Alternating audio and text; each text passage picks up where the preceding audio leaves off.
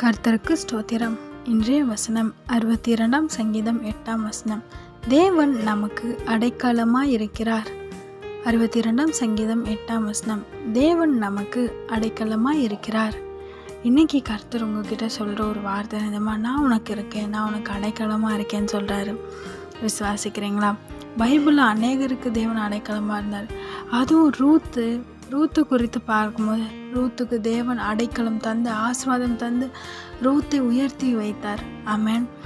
Moab தேசத்தை ஒரு பெண்ணா யூதா தேசத்துக்கு வரும்போது ஒன்றுமே இல்லாதவங்களும் அவங்க மாமியாரோட வராங்க யூதா தேசத்துக்கு. அவங்கக்கிட்ட ஒன்றுமே இல்லை. ஆனால் தேவன் ரூத்தை ஆசீர்வதித்தார். ஆமென். எதுவுமே இல்லாத சூழ்நிலை தான் யூதா தேசத்துக்கு வராங்க. ஆனால் தேவன் ரூத்தை ஆசீர்வதிக்கிறார். ரூத் அவங்க மாமியாருக்கு கீழ்ப்படிந்தவங்களா நடக்கிறாங்க. கர்த்தரை தன் தேவனை ஏற்றுக்கொண்டு கர்த்தருக்கு கீழ்ப்படிந்து நடக்கிறாங்க. ஆமென்.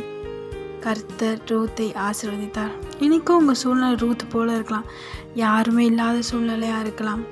எல்லாத்தையும் இழந்த சூழ்நிலையாக இருக்கலாம். உறவினர்கள் இழந்து போயிருக்கலாம். எல்லாமே இழந்து ஒன்றுமே இல்லாமல் தனியாக நிற்கலாம். என்ன செய்கிறதுன்னு தெரியாமல் நிற்கலாம்.